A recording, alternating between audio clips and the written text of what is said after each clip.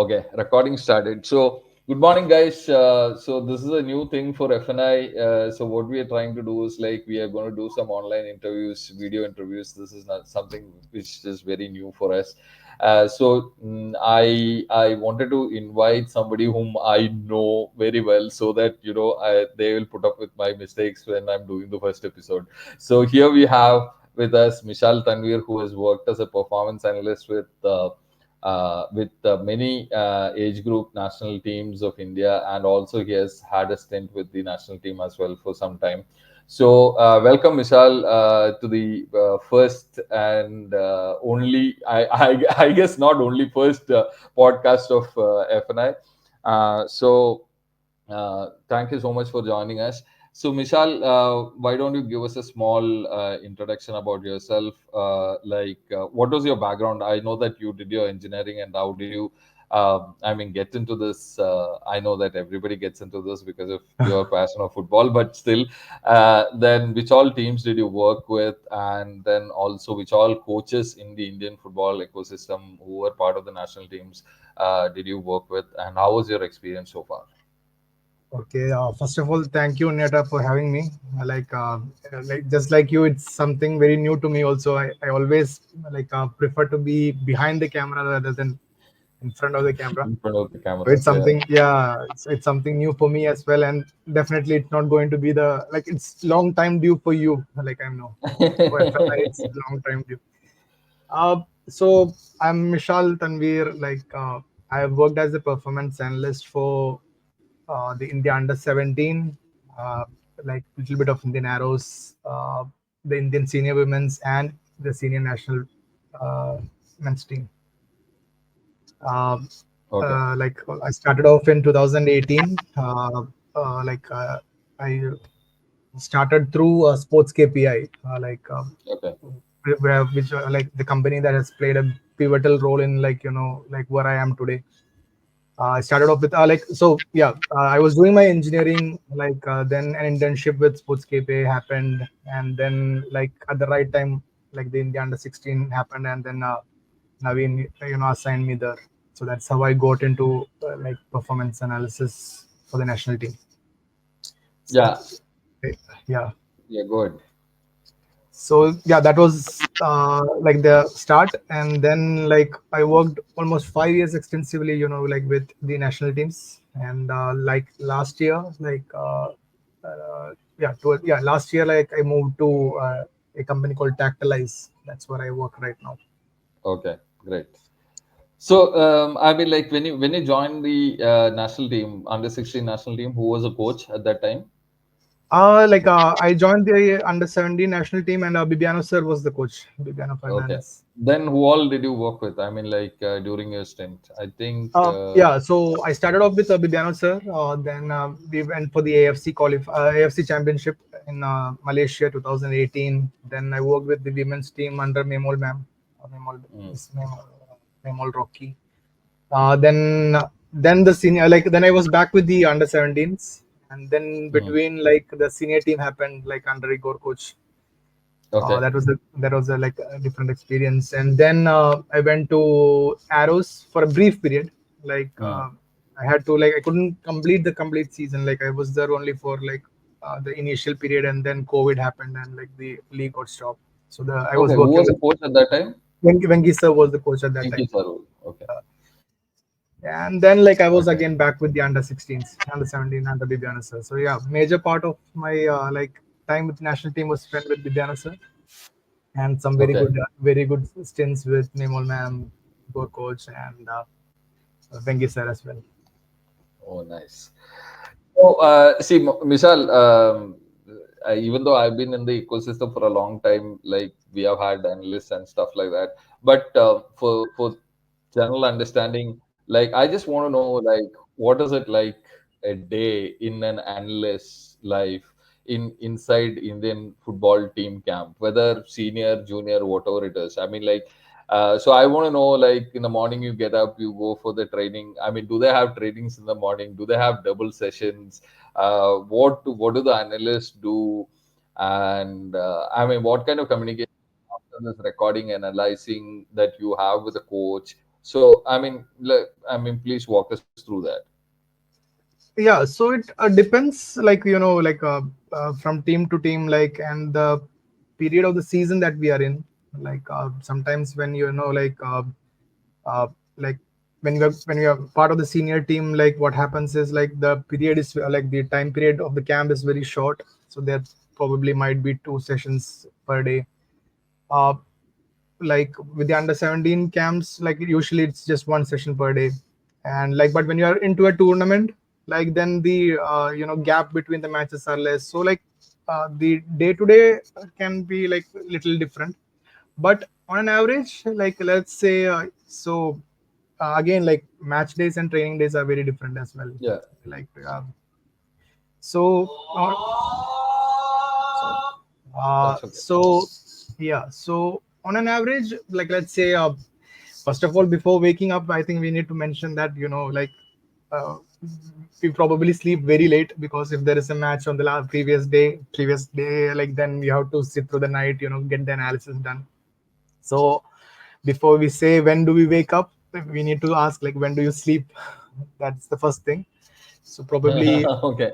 yeah, we sleep late and then we wake up for the breakfast. After the breakfast, like maybe sit with the coach to understand like what is it that, if it's a training day, what is it that we are going to work on, or else like discuss about the previous day's match or like session. So that is done. Maybe we have a team meeting before lunch, so we prepare for that. We like make all the arrangements, make the videos ready, and then post lunch, like the players go to rest again, like maybe sit with the coach if there is anything required. uh, Post then, yeah, then you go for the training. You have to record the training. If it's a match, again you record the game, come back, have the game onto your laptop, have the training session onto your laptop, like and then immediately get in touch with the coach to see like what is it that is required from the session, or if it's been discussed like very much in prior, like start working immediately on that. And then, yeah, that's pretty much how it goes. But when it's a match day, like, or like if we are in between a tournaments, then like there is a lot of opposition analysis as well. So like Hmm. a lot of the time goes into that. Or like then that like schedule is very tight. Like you're always on the run. When you are in the Yeah. camp, like you're a little more relaxed. But on that, like when the tournaments are there, like you are like you have to be on the go. Okay, so you mentioned that I mean, like there will be a team meeting in that you will show some videos and stuff like that. So the coach picks what I mean section of that recording that needs to be shown. So he says like probably something like a transition that happened during the match. He wants to show that and correct it. I mean, do you pick that, or the coach specifically tells you like what all instances you have to put in that video? See, like basically, like what I say to the coaches is like, I like as an analyst, I am a tool that you can always make use of. Yeah. Like so what we do is we know like what is it that we are working on. Like we always interact with the coaches to know what is it that we are working on. So like while watching a game, while doing the analysis, we always keep a close eye on that, and then we prepare the analysis based on that most of the times. And then like we always, before like we go to the players, we always discuss it with the coaches, and then it is the coach who, like most of the times, who finally decide like, okay, I think this is something that we need to show, and maybe we skip this part. So it is mostly the coaches who take the final decision on what we show the players. Okay. So now, so that pretty much gives an overview about how an analyst life goes on in the camp. So let's move on to some specifics, like in the sense. So you have worked with extensively with a lot of small kids, I would say, in terms of footballing terms, like 16-year-olds, 17-year-olds, their growing up age and stuff like that. So I mean, generally. I think most of the selections in India do happen. Either the states nominate their best players, or the federation themselves send scouts. into the national championships and the AIFF under 17, under 13 leagues, and pick up the best talents from there and call them for a camp and all those kind of stuff, right? Is that how it happens, or I mean, generally? Yeah, like also like for the under 17s, a lot of times there were like open trials also conducted, like Okay, across the country. There was like multiple open trials that were conducted, like, and we had players coming in through that as well. But yeah, like whenever okay, there is a league that's happening, whenever there is an like age category tournament that's happening, like we always had AFF always had scouts who go there. They send the recommendations in, and like based on the positions and like everything, like we used to like have them on trials. So that is okay. basically how that.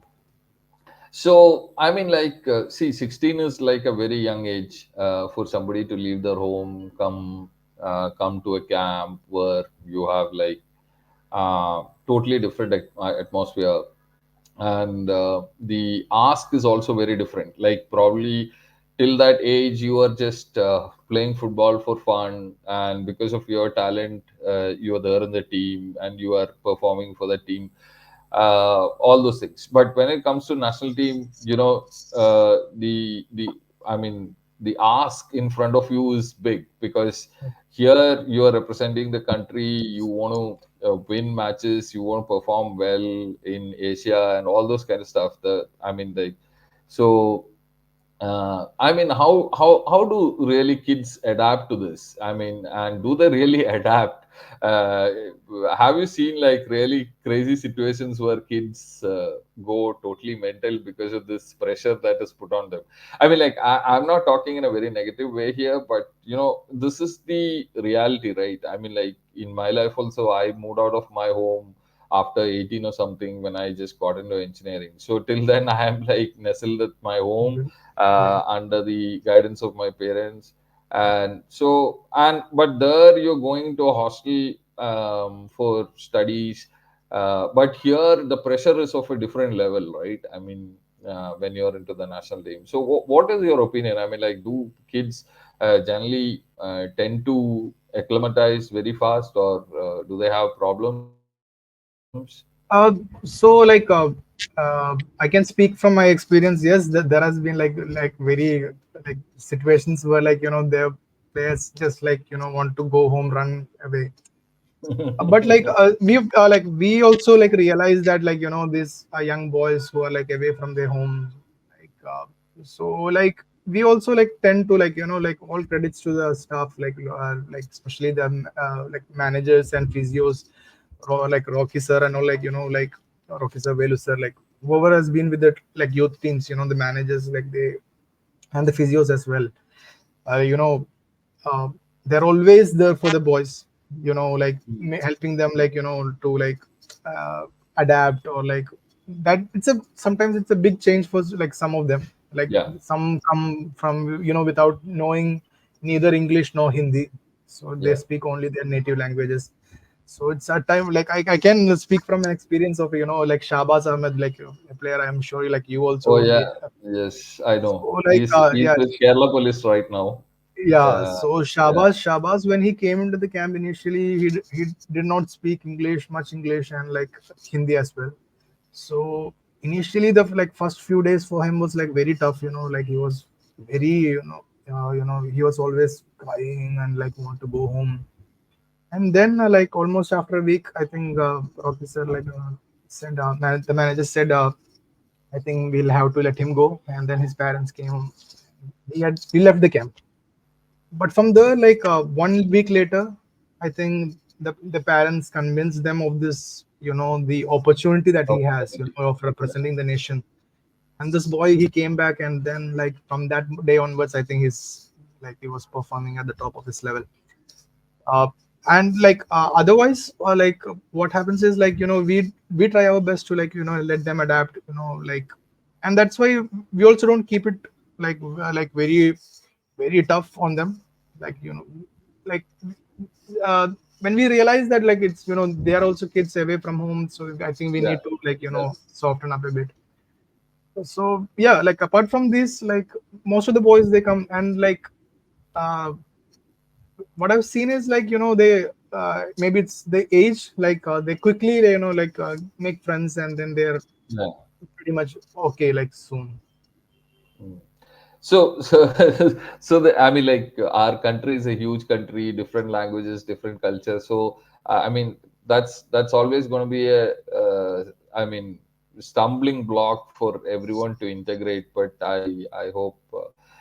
But I hope it was done quite well as well, because we have had some incredible results as well. I think in 2018, you when you were part of the team, we went all the way up till the quarterfinals of the AFC under 16. At that time, under 16, I think, Yeah, and we France. lost to South Korea 1-0. And in that whole campaign, we have had some really marvelous results. So, I mean, please talk us through that campaign and some of the notable players. I know that this is a very subjective thing. Like, when you talk about players, like, you like some players, you don't like some players. I mean, I might like some players, somebody. So, but I mean, the standout performers. So I'm just trying to ask you this question, because now the AFC under 17 group has been announced, and also the under 20 group has been announced. So I just want to find out, like, do we have some continuity from that batch, whether we will see some of these players in the under 20? Because that result, I think, in the recent past, was one of the biggest results that we have made with our junior teams. I mean, like, age group teams. So please take us through that team. How was that campaign? How was your experience? Some notable players, whether they are coming into this under 20 setup now. Uh, Please let us know. Yeah, so that like that campaign, like was will always be special. Like for me also, like that was the I joined at the beginning of that camp. Like so, the tournament was in September October 2018, and I joined in Jan of that month. So that the camp had just started off after the qualifiers. So the team was almost set, like the trials were still happening, but like we were playing a lot of tournaments at that time. Like we traveled to like uh, Serbia, Spain, Hong Kong, a lot of countries, Thailand, Malaysia, like so a lot of countries, a lot of very good tournaments. So I think all those like gave the players also a belief, a confidence, and then that team also was very, how do I put it, like very well knit and like Yeah, team. Yeah, unit. Yeah, yeah. There was so much unity and brotherhood in that team. And then it was like that everyone believed in the dream of qualifying for the World Cup. So yeah, so then like there was this belief that we could go all the way, like and do that. Uh, but then yeah, the South Korea match uh, just did not it was a happen. 1-0 defeat, but still a very respectable defeat, I would say. Yeah, but again, like but like the best thing is from that experience is that like I have so much admiration for Bibiano sir because of that. Like I couldn't watch that game again because like it was always very emotional. Like like it took me almost like 6 months for me to analyze that game, watch that game again. But in that span, I think Bibiano sir had like watched that game 10 to 15 times. He had like what is the difference between a Korea One and minute, we lost you there. Bibiano sir had watched that match how many times? I yeah, mean, we so, lost you there because of. okay, Divyan sir I think had watched that game 10 to 15 times minimum. Okay, okay. Like he had like to understand what is the difference between like say Korea and us. And then like there was so many learnings from that game and that campaign Absolutely. as a whole. And I think that helped us when we were like for the with the subsequent batches also. Okay. And the players again, as I said, like like a lot of that team is very special for me because it was such a well knit and like very like there was so much unity in that team. I'm a bit disappointed that like a lot of the players who I thought will immediately go and like want to contribute have like stalled a bit. Like I don't see them much playing much, but at the same time, like there are a few. They don't be part of the under 20s because I think they have already progressed. Some of the boys are like part of the under 23 team, like say Vikram Okay. Pratap Singh, Toiba, Yeah. Rohit Danu, Vikas. I think Neeraj. Gibson is also part of that team, I Yeah, guess. Gibson. Yeah, Gibson also was a Yeah. part. Like like the that's the sad part. Like some of the players, Gibson and all, like was very like integral for us during that time. I'm not seeing much of him these days. Like like I hope he gets more chance to prove himself. Yeah. But like yeah, I So who think was the goalkeeper? Neeraj and Biaka, and then we had Santosh as the third keeper. So like Okay. again, like the thing with the keepers, like we have all the three batches. I think we have had very good keepers, but then goalkeeping is one place where like the chances don't come easy, right? In the like Yeah, ISL and or I League. I think that is one area where we are very strong at as a country also. I mean, I think, like very yeah. like top keepers. So yeah, yeah. Okay, so I mean, so that is some area that I wanted to discuss as well. I mean, we also see that like generally, like in the under 16s, we do very well. But as we progress into probably an under 18, under 20, or something like that, we tend to lose out against like the Asian countries itself. Um, I mean, I'm not talking. I'm not trying to make you tell some controversial statements here, but but generally, what do you think? I mean, like, um, so the level is pretty same when we are at under 16s, and then in like 3 years or 4 years, we see that these kids are not a match again to the same opposition like the Asian opposition that we are playing. So what do you think they are doing right and we are not probably? I think like I have a like nothing controversial about that Unyata. Like I think the my understanding about that is like the difference is in the number of games that we play after like like after like graduating from under 17 up to like under 19. You know what happens is like now when I look at the previous batch that like I worked with, they have progressed. They've gone into like ISL teams, but the number of matches that they have played, no, I don't think that is sufficient enough to develop. Well, what are the They are other countries doing? I mean, like, are they also getting chances, or do they have any other leagues in which they are playing? Or I mean, like, I I, haven't I dug think in. yeah I significantly think like there is like a lot of youth like leagues like when we like when we travel to Thailand, like I've heard stories from Japan, uh, the Gulf countries like UAE, Qatar, like they all have this youth leagues that happens like Uzbekistan. They have these youth leagues that happen like so under 17, under 18, and that runs for like throughout the season. Like now, I think the like Reliance Young Champs tournament is like a very good initiative because that gives the players much needed like playing time, extra games, because like I would say Yeah, that is extra games because then there is always the under 19 or like under 20 I leagues or like the youth leagues that happens so apart from that, like the Reliance tournament is extra matches. So for them, like I think abroad, like in the other countries, even when we went to Spain, the number of matches going on in a weekend was like so surprising.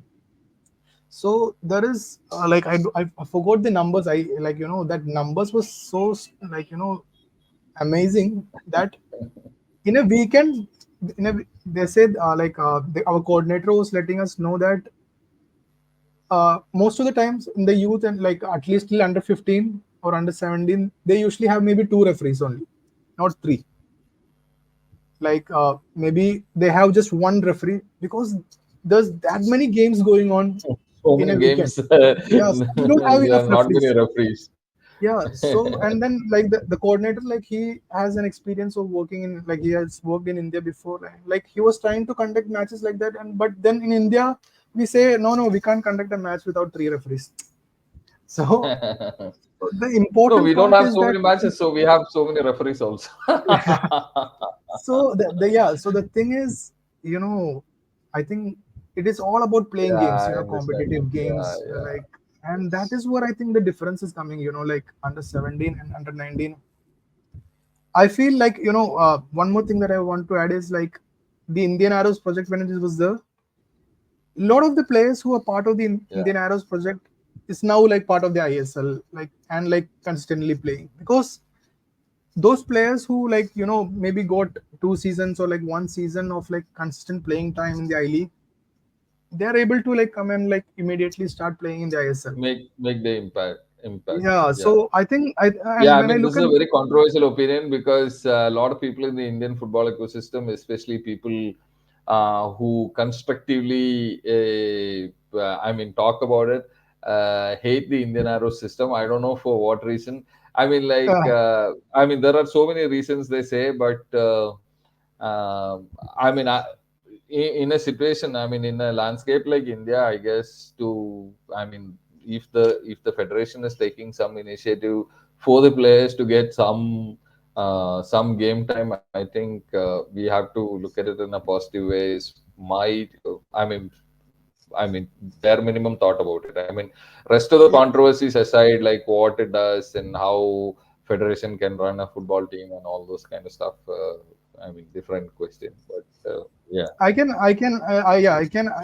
understand the, like, and like I would like I'll admit that it's not a long term solution, but as a Hmm. short term solution, and like what the kind of impact that it had, until, at least like, okay, like the ideal solution is to have, like, like an year long leagues or like No, reserve but leagues. at the end of the day, we also need to understand that. I mean, like many of the top players who were there in the national team now also came through the Arrows project itself. I mean, like I Yeah, think Gurpreet played in Arrows. Then so many names. I mean, like I think even JJ has played in the Arrows project. JJ, yeah, Uh, JJ. I yes, think JJ so was the many top names are scorer there. like in So, that season. Like, again, yeah. that the thing is that, like, again, in an I League, in an era of I League where like the foreign strikers used to dominate, JJ got an opportunity to play in the I League as a striker, and that is how we actually got, like, like Yeah, that kind of a striker for us. So true. that is the big advantage. Anyway, but that, Yeah, like, my point is like, we need to find a way to like get more playing time to these boys, like correct. maybe like at Yes. least 20-25 competitive matches is minimum. I think in Japan, like, they play 35 to 40, and Hmm. I think the way that, like, they ensure that, like, even in Spain I saw that, like, the way they ensure that, like, it's not the same players playing all the time is they cannot have the same lineup in the next game.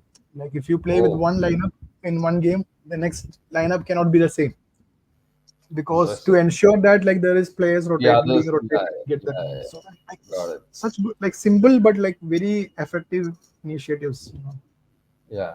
So you were also part of the India under 23 team, I think, in during the October 2021 time frame. So who are all the players who were there? And I mean, did you participate in any tournaments during that time when you were with them? Yeah. So that all the like, the Indian like under 17 World Cup team boys, Uh-huh. and like some of the 2018 under 16 AFC team boys. Like, most of the team was that, and Okay. then there were like some other like good performers from the I League and ISL at that time. I can remember Bryce was there, Princeton, like a Okay. few of them. And like, yeah, that was a very good campaign as well.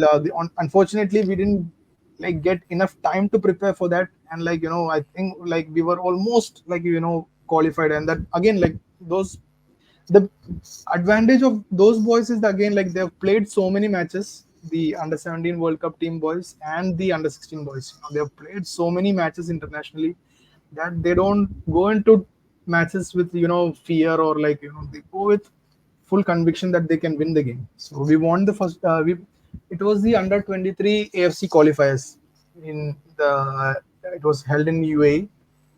We won the first game Hmm. against Oman, lost the second one 1-0 to UAE, and the third game was a 1-1 draw against Kyrgyz. 1-1 or 0-0 draw against Kyrgyz. Okay. So, Okay. Uh, I think we finished second in the group. I think we had to finish as the top to qualify. Hmm. But a good Okay. campaign. Only thing was, Yeah. had we got little bit more time, I think we would have had a like. I think we would have qualified definitely. Okay. Now on to some very subjective questions. I mean, if you have to name a player uh, whom you have seen, I mean, like the best talent. I'm not talking about I League, ISL, and all those things, but I'm talking about people who with whom you have worked. I mean, like in the Okay. sense, yeah. So, I mean, if you have to pick one name, or let's say not even one name, maybe one to five names, don't rate them in an order or something like that, but impressive talents. Yeah, players that I've seen like abroad Yeah, also, yeah. or like No, no, not abroad, in the Indian system. okay, okay, In the okay, Indian Indian system, players. Yeah, with whom you have worked with. I mean, like you have worked from 2018 in the system, right? So, yeah. like, yeah. So from that lot, like some of the notable names. Okay, that is like a little hard. I would say, like the one thing like I would like highlight is for me, in a player it's not about just about talent. Like Yeah. it's got to be the attitude as well. I've seen Yes. so many players, like so many good players, like like who uh, I, I don't have words to say like how good they are on the ball, but then the attitude is what lets them down. I've seen like a lot of players like that. So for me, like I think if I take names, I think it would be based on the attitude, like the hunger and desire, and like I think the Yeah. one name that I have to take is Vikram Pratap Singh, Okay. uh, because yeah, I've seen him from the time he's not just like he's hungry on the field. He show like he leads by example, and at Yeah. the same time he always makes sure that he has like the team with him. He was the Hmm. captain during that time, so like he always made sure that like th- he always put the team first. That's what I was saying. Yeah. And I seen him like when after he progressed to like the Arrows like team. I watched him from like that time. I was not with the like Arrows. I was working with the women's team, so I was watching him like play a couple of I League games, and that desire has not changed then, and it's still the same now. That Yeah. is why I feel like yeah, this boy is going to like if he keeps. I won't want to jinx it saying all this. I hope he keeps up the same level of commitment, desire. No, I hope he does not get too much distracted. And I think like with Cap like Sunil Bhai retiring, I think that quest for the new number nine, or like I think we have a potential in Vikram Pratap Singh. Okay. Now I want to ask another question. So now you've pointed out one player who has really impressed. Now I want to ask a question, like a player who has really impressed but has fallen through the cracks. I mean, who didn't really make it. Like probably from the under 16 team that went on to till the quarterfinal. I mean, somebody whom you thought that okay, this kid is going to make it big, but didn't really live up to that expectation. I mean, this is not like a damning statement or something, but maybe it is circumstances that led to that situation. But I mean, that's the truth. Oh, so that, again, like I hope like me taking names won't like affect their morale again. And there's one more thing. Like they are still young, and I'm Yeah, I sure know. like No, if they they have, yeah, they yeah, still if they have are, the chance to. yeah, that's what. But looking at players, uh, I think one player that like gave me so much hope, but has not like lived up so far. Like I've only worked with him for the under 23 camp. That is Komal. Komal Tatal, Komal like Saka. the Yeah. yeah I think the like that's like the uh, most common refrain in Indian football. Everybody says this. I mean, like yeah Komal like, is superbly the talented. promise. Yeah, the promise that he showed, and like the first game against, I think it was against the US, right? The first game that we played, yeah, in the Under 17 World Cup. Like he belonged to that level, and suddenly, like I don't know. I think again the fact was that like after the Under 17, like he didn't much, like he was on the bench for too long. I don't know like what Mm. went wrong, but I hope he can like resurrect his career and come back. Yeah, I mean, Um, I guess everyone wants to see that because everyone knows yeah. that like Komal is a superbly talented player. This is a common discussion point that comes everywhere, in every WhatsApp group, every Yeah, Twitter thread. his Everyone his wants goal to against Brazil like still does the round, like it still yes, keeps coming yes, up every now and then. yes, absolutely. Yeah. Now, so we have spoken a little bit about teams with which you have worked and all those things. Now, since the AFC Under 17 and Under 20 qualifiers groups are up, I mean, generally, what do you think our chances are? I think for the Under 17, Ishfaq Ahmad is going to be the coach. And I think for the Under 20, I think Ranjan Chaudhary is going to be the coach. And where do you see us? I know. I mean, let's leave the fact that we haven't started preparation, we haven't done this, that, whatever it is. But when you look at it, I mean, like the groups are kind of okay. At least in the under 17, I felt the group was quite okay. Under 20 also, I feel it is relatively pretty decent group. So what is your feeling as somebody who has worked with the system for a long time, especially in these age group categories? What are we going to face? Okay, yeah, I agree with you, Nata. Like I really feel that the groups are like favorable, and like it leaves us with a very good chance to qualify. And I'll talk about the under 17 first. Uh, Mm, I actually watched the under 16 or like under 15 from SAF like last yeah. year, Mm, and I think it's the same team that will progress this year to the under 17. So the mm. team looks amazing. They were playing really good football under Ishfaq sir. I hope again like they get good, good solid camp and like good preparatory matches, because I think there is a really good chance to qualify to the main tournament, because yeah, I think no matches are easy, but still I think Thailand is the relatively the team that we need to like take care of. The other ones, like if we play to our level, I'm sure like that we should be So the winning. group has Thailand, India, Brunei, and Turkmenistan in that group. Yeah, So yeah. So yeah, we haven't played like I have not played Brunei like with any of the teams before, but Turkmenistan we have played, and like yeah, I think again not disrespecting or like not like making them low, or like I think it should be matches where we could like go through easily. But Thailand is the game that we. But I think like having seen the boys, and like I've seen a lot of those boys like when for the previous under 17 championship that was held, like it was like we were scouting players from that. I've seen a lot of those boys play there, and like it's a very good team. They proved in the SAF also that they can play some very good football and get the results as well. So I just hope they get good preparatory time, and I'm sure they go. And one more thing, this time the rules have changed. I think there are, instead of mm. four teams from Asia going into the FIFA Under 17 World Cup, there will be 8 teams qualifying. Yeah, yeah, yeah. And So again, that yeah, World Cup is going to happen every year, I think. yeah, Now, every year as uh, well. So I think it's a very good chance. Like it has always been. We have always had that dream of qualifying for the World Cup. I think this is a very very good opportunity for the team.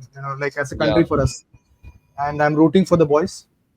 Under 20, little bit more tougher yeah, because because Iran is there in that Iran, group. yeah, Iran at under 20 level is a little tricky. And Yeah, what happens in this qualifiers is that most of the times, when in the end, even if you're looking at I think the 10 group leaders and 6 or 5 or 6 runners up yeah, qualified from. So in that, the 5 or 6 runner up spot also, I think is ideally, you need to win, or like you can't, you have to go unbeaten basically in the group. So like Hmm. the Iran game, it becomes so crucial. But again, I think the players that I was working with the last under 17 batch, a lot of them might be a part of the under 20 team, I guess. I think the progression, when I look at the progression. Yeah. Yeah, Can you so drop some names? I mean, like, yeah. uh, Who all? uh, uh, Let me be very clear here. I mean, like, I have zero clue about these players right now because I've not been following the age group teams for such a long time now. yeah, My basic understanding is about times when Krishna Pandit and all used to play for under 16 team. uh, After that, I've not been following much. So that's why I'm asking, like, some. Can you drop some names? The boys who were with the under yeah. 17 team. Yeah, so we had like so for Sahil Punia, the Mm, goalkeeper, and Gangte, like the mm, striker who's now with Chennai, and uh, like good midfielders like Danny, Naj, mm, like so many good players, and like a lot of them have been also been defenders also, like Paramveer, uh, Suraj, Manjot. Like I don't know like who's mm, been mm. called up to the camp. I'm not Yeah, sure. yeah. Like Mm. we had like a lot of good names who can and like a lot of them have been playing well. I've been following the again the Reliance tournaments, and like all of like a lot of them have been playing very well. Yeah. So like you never know. Like like I'm completely rooting for the team as well. Like Yeah. I hope I feel it's a bit more tougher, and we have always had that struggle in the under 20 level because like the teams. Yeah, we discussed that a little, Yeah. yeah, a little back. So, Yes. But I'm still like hopeful and like believing. yeah, Uh, the groups, both the groups look quite okay considering, I mean, what we used to usually get. yeah, So, compared to definitely. that, And I think the third and fourth teams, like I think are teams that we should be ideally be beating. So hmm, good chance for us. Yeah. Who okay. under 20 it is Mongolia, right? Mongolia and Under 20 has Laos, Mongolia, Iran, and India. yeah. That's Laos, like I think Laos, we saw them in the under 17 AFC. They had a good hmm. generation in the under 17. I don't know if they progress to the under 20. I don't know how they do it there, but yeah, again, like competitive game, I So, think. yeah, so in between, we are going to play the SAF under 17 and I think the SAF under 20 as well Yeah, before we go for these I mean, like these competitions in the AFC level. So, do you think that it is going to be a cakewalk for India again in the SAF level, or what do you think? I mean, like other countries are progressing or not? yeah. So this the SAF is now like a kind of a I don't know what do we say paradox. Like we are expected to win it, and, like we are expected to win it, but like the thing that like nobody notices is it's not as easy as it was before. Like Yeah, I think the if you look at the previous under 20s, under 17 SAFs, it has not been as easy as it used to be before yeah, because true. like I think like especially Bhutan is doing like a very good job with their like youth development. Like I think Mm, they're starting off like from a young age, and by the time they reach under 20, they're a good team. So that we saw in the last, I think they reached the last under 20 finals. Bhutan, mm, Nepal, and Bangladesh now have like very good under 17, under 15 teams. And yep, mm. and under 20, like yeah, Bangladesh has a very good under 20 team as well because like I think their under 19 team plays in the second division of the Bangladesh league. Oh, okay. So I think the generation we played a SAF under 17 in 2021 in Sri Lanka, Mm. and the Bangladesh under 17 team was really good. Like, I felt like it was one of the best under 17 generations of Bangladesh that we had seen. I've seen three generations, so like I Yeah, think it was one of the best. So it's not going to be a cakewalk, but like yeah. again, like the given the quality of the players that we have, yep, it should be. Like we should win it. Like Relatively easy. yeah, it's a paradox, you know. Like we go into every SAF like as the favorites probably, Yeah. but it's not as easy as it was Yeah. before, I guess. So, I mean, I think our neighbors are also doing quite well. I mean, maybe not as good as us, but still, it's time for us to pull up the socks and get moving so that I mean we don't want a day when it has already happened in women's football. That's what I'm getting to, because Yeah. I think Bangladesh and Nepal is really surging forward. So I Mhm. mean it we don't want such a scenario happening in men's football. So I mean, now that I've mentioned the women's football, I mean we are edging towards the end of this. So I just want to get your experience working with the women's football team, and how I mean, like, what do you think about the talents, and what do you think about the reason why these soft nations are going so fast? I mean, I know that probably your expertise is not in women's football, but still, since you have worked with the national team, um, what do you think?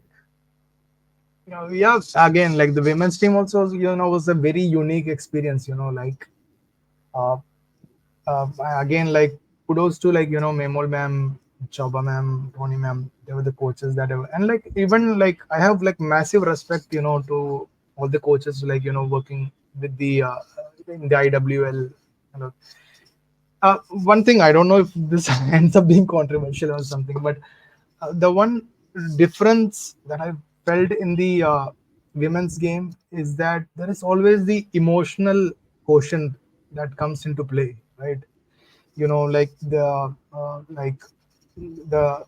physiological effects, you know, and you know, I'll put it in a simpler way, like maybe in a youth level or like in a with a men's team, what happens is this player, you know what you expect to get every particular day, like every day this is what he's going to give.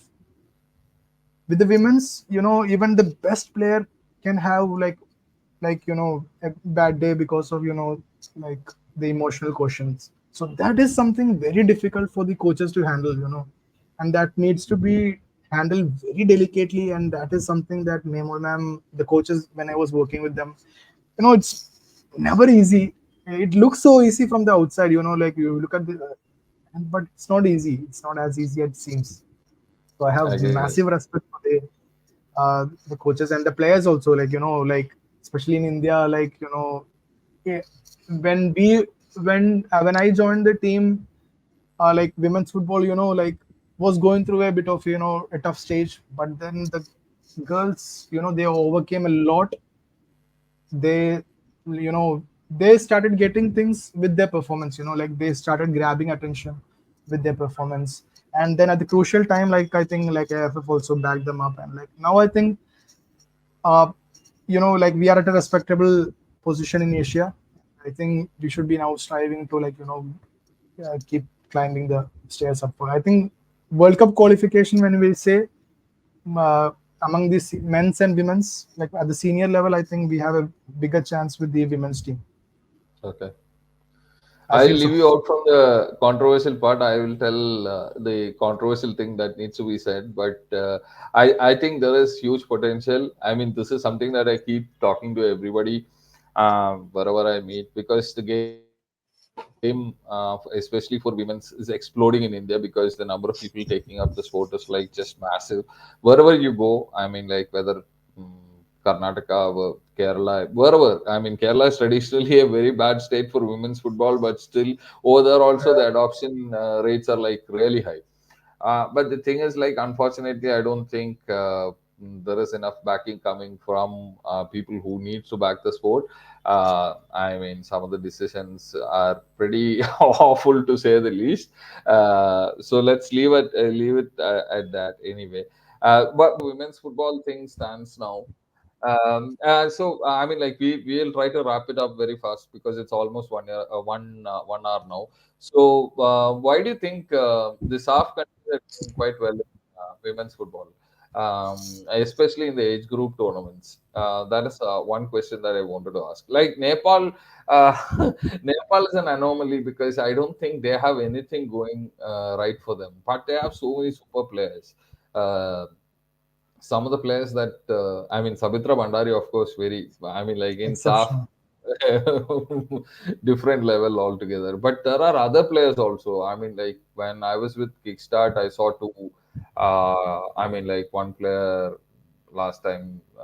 Then this time also they had another player called Preeti Rai. Oh my God! I mean, like what a player!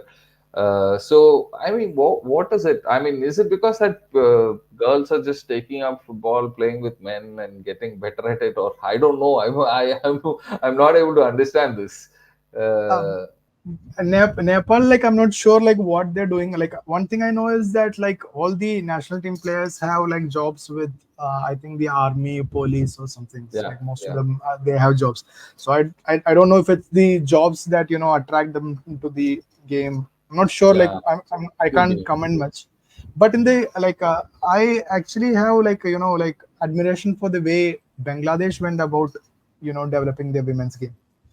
Mhm. What they did was like this is I think 2017 or 18, I think they started this movement. Like they had like they scouted some girls at the under 14, under 15 level. They started playing this set of players in every age category.